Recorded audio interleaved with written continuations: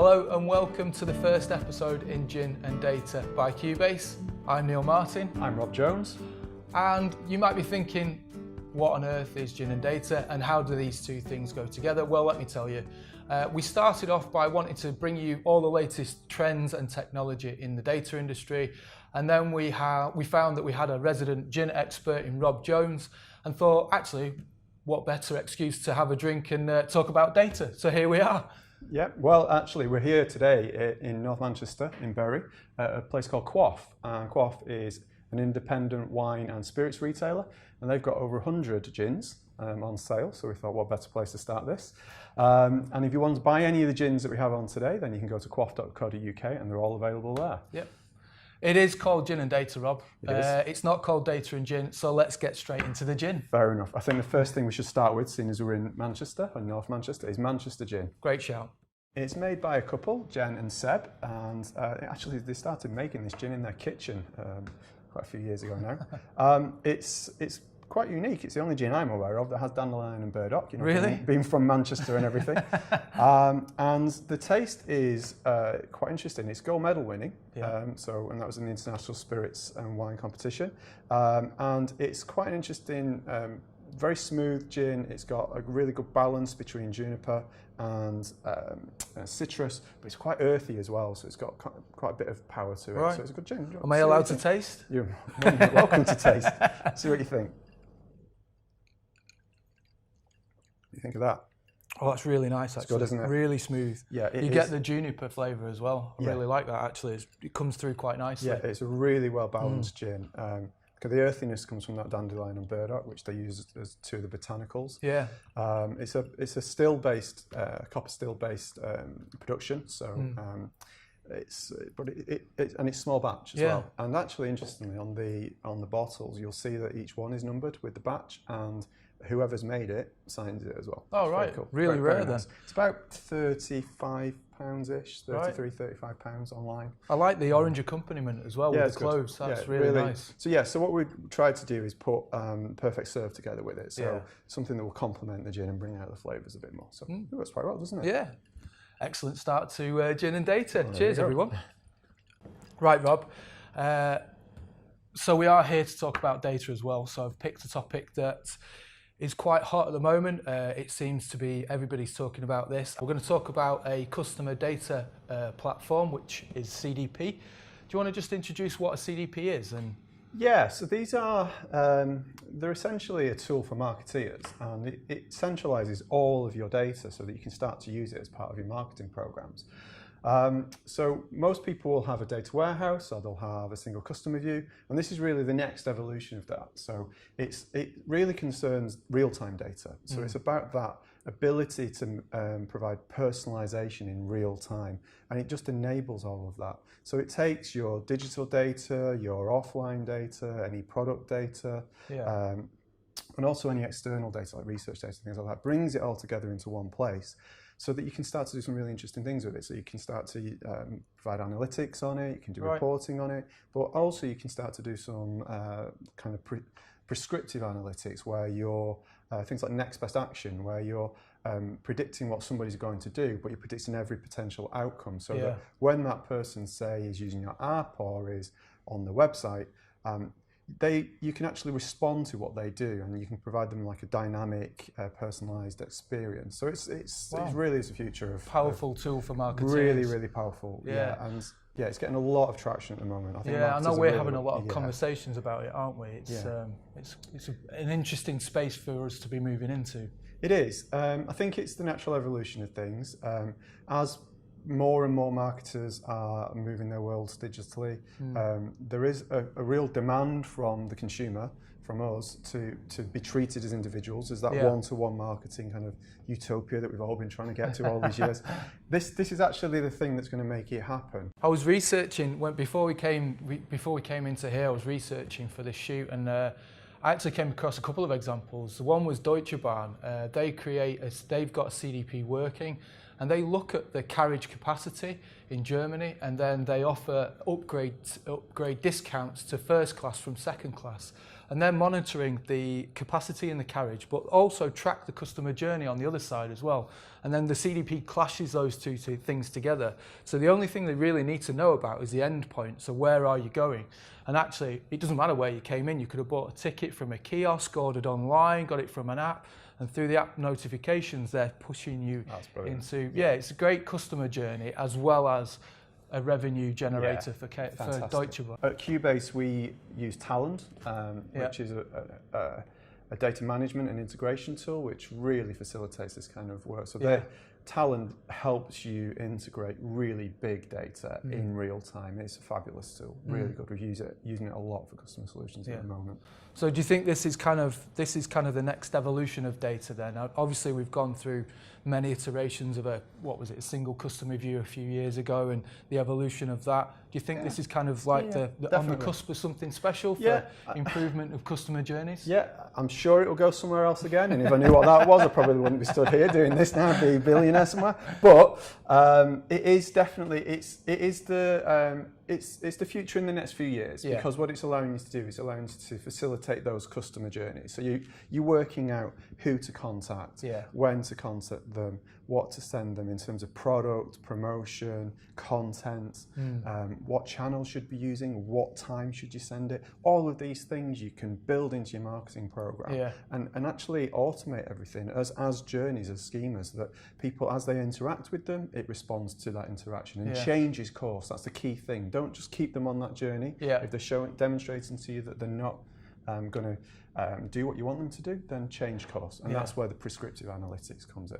Right. So really interesting topic. Yeah, exciting future ahead, and obviously you can see the power of it for marketeers as well as for businesses, bringing lots of data sources together, running that kind of enhanced data warehouse, not single customer view, because it's moved on from that, and then the orchestration out to other channels. Really powerful, really good for the future. Hey, you're not drinking enough gin. True. Actually, I think we need another gin. What do you think? I think you're right. That was good. It'd be good to try and get around a couple of these others, actually. Okay, let's try next. Why don't we try Rock Rose? This is a Scottish gin. So this one's from Dunnet Bay, which is pretty much as north as you can get in Scotland, right on the northern tip of Scotland. So that's nice. 18 botanicals in this one. I think the last one had 10. And 5 of those botanicals they pick and forage locally. So it's very cool. One thing you should look out for as well with Rock Rose is they do seasonal gins. So and they're like kind of vintage gins. You go and get them, and that's it. They make them for that season, and then you'll never see them. And that's this one. This is the standard one. This is just the standard original gin. So it's much softer than the last one. So there's more berries in there. It's more floral. Nice little bit of cardamom on the end of it. Really, really nice. We've put this time as a perfect serve. We've put mixed berries in there and some mints as well. One thing as well, when you get your mint, make sure you smack it before you put it in. It just breaks the cells down and lets some of it come out. But you should do that definitely. Definitely. Well, it's very nice. That I do agree. I like the berries. I love the mint again. You can really taste those accompaniments with it. Very good gin. Yeah, I agree. Right, Rob, whilst we're tasting that, I'm going to introduce the next topic, which is data preparation. And it's much more than just making data usable and cleansing data, isn't it, Rob? Do you want to tell us a little bit about data preparation from our point of view? Yeah, so I'm personally seeing this a lot with our customers and a lot of the people that we speak to, particularly from IT departments. And what's happened over the last couple of years is, as marketeers and business users want to get more access to data, to do reporting, to do those models, part of that CDP that we talked about before, actually. Where do they turn to? They turn to the IT department, and the IT department is inundated now with requests to produce data and files and outputs, and these departments are often under pressure anyway. So to have this poured on top of them so they're finding it even more difficult to cope with those demands. Entirely. So what's happened is technology has come along to try and save the day, and there are now this increasing number of tools which we call data preparation. Yeah. And even some of the BI tools that they're using, so things like Click and Tableau, it's like Microsoft and things like that. Yeah. Excel and things that some people use as their analysis tools. They've got inbuilt data preparation tools, but they're not very good. And also they restrict that data to that application. So they become siloed out in the business. Yeah. So what's occurred is kind of independent data preparation tools have been developed and launched, and they're getting really sophisticated now and really good. So yeah, I think it's a topic which helps business users and it helps IT departments. But the things you should look out for really in terms of data preparation tools is, one, they must be self-service. Yeah. So it's no point just having a fancy tool that the IT department has to drive anyway. So make sure that they're self-service, and that allows you to then federate the kind of access to it. And that's really important because you need governance. So as a data professional or as an IT professional, then you've applied all of these business rules and data quality rules to the data. Maybe you've even got into master data management. You don't want to lose that and suddenly let people loose on data. And there's two reasons why people need data preparation. They might want to load data to, say, your data warehouse and then access it again. Or they might just want to access a view from your data lake or your data warehouse or your CDP. So in both cases, you need to make sure that your data governance is in place so that the data that goes out or comes in meets certain standards. Right. And in terms of when it's going out, one of the really key things is around security. So you don't want to let people have access to data that they have no business having access to. So again, it's all about this kind of federation and governance around the data. So you must think about that. So the other thing is independence.